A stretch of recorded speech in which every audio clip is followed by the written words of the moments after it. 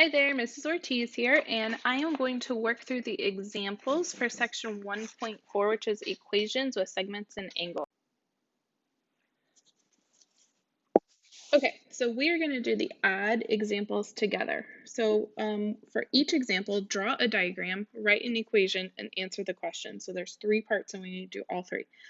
Number 1, P is between Q and R. QP is equal to 3x minus 8 and QR is equal to x plus 9. If P is the midpoint, find the length of PR. So first we have this segment where P is between Q and R. Okay, and then later in the problem it says P is the midpoint. So we want to draw a segment with a midpoint with endpoints of Q and R and a midpoint P. And because it's the midpoint, we can go ahead and mark that those 2 segments are congruent. Then it goes on to say that QP is equal to 3x minus 8 and QR is equal to x plus 39. So let's go ahead and label that in the diagram. So QP is 3x minus 8 and QR, which is the whole thing, is 39. Okay? Find the length of PR. Okay, so now in our diagram, we know if this is the midpoint, then QP is equal to PR, and if the whole thing is equal to 39, then PR has to be equal to half of 39, which is 19.5, 19 and a half.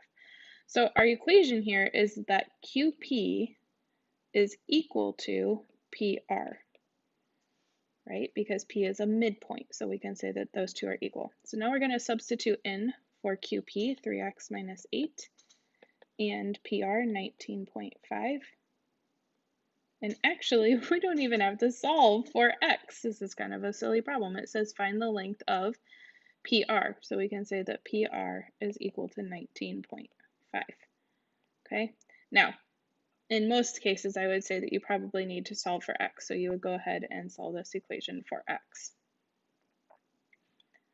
Okay, let's take a look at number 3. So Q is in the interior of angle MNP, and angle MNP is a right angle. If angle MNQ equals 42 degrees and QNP equals 8x plus 16, solve for x. So to draw it, we're going to use all of this information. We know that angle MNP is a right angle, so it's right here. We've got M, N is our vertex because it's the middle point, and P. And Q is somewhere in the interior.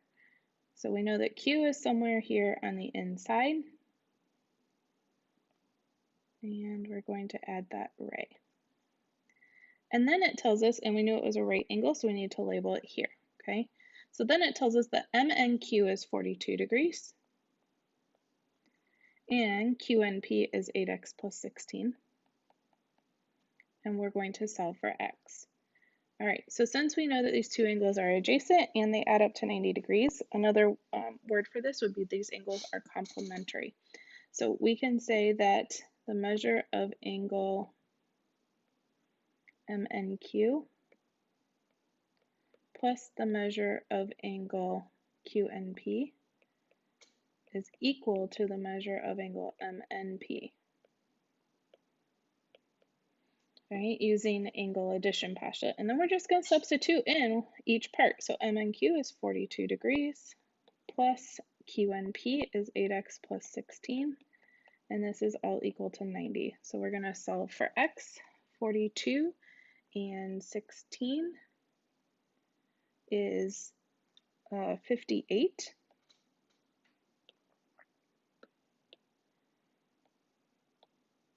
Plus 8x is equal to 90. And 90 minus 58 is 32. So we've got 8x is equal to 32. We divide by 8, and x is equal to 4. And then we're just going to double check.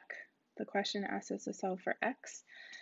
So we have answered the question. Okay, sometimes it might ask us to solve for the measure of angle Q and P instead, so we would plug x in.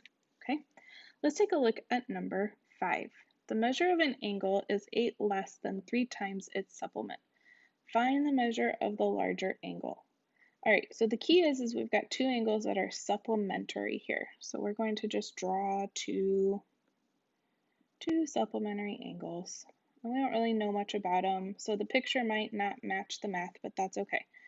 All right, so if we know that these angles, let's call them angles 1 and angle 2, are supplementary, we can say that the measure of angle 1 plus the measure of angle 2 is equal to 180. Now let's go back and look at the relationship between these angles. The measure of an angle is 8 less than 3 times its supplement. So if this is angle 1, then angle 2 is its supplement. So we're going to call that angle, so it's going to have a measure of x degrees. Then angle 1 is going to be 8 less than 3 times that angle. So if that was x, then this is going to be 3 times x, and 8 less than that is going to be minus 8. So now we can substitute in the measure of angle 1, 3x minus 8 plus x is equal to 180 degrees. And we're going to solve for x. We'll add 8 to both sides. We will divide 188 by 4. And x is equal to 47. Now think about this. The question asks us to find the measure of the larger angle. Well, x was the smaller angle, so it was equal to 47 degrees. So the measure of the larger angle, its supplement, is 180 minus 47, which is 133 degrees. And that is our final answer. All right, we will work the evens in class, but go ahead and take a try at those before we do them together. Have a great day. Bye.